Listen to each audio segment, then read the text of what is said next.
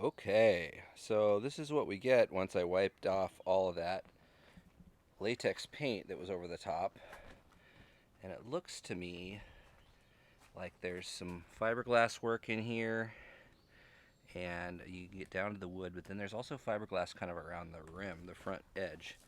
So I don't want to mess with that. I want to leave that intact and just kind of patch up some of these big chunks in the paint. I want to keep preserved.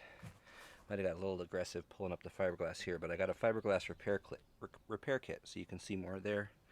So just make sure that stays nice and put together, and we'll be able to start prepping this thing for paint a little bit more once we strip the rest of it. But that citrus strip worked really good, and it just wiped off super easy. I actually finished wiping it off with the towel, so it's gonna be good.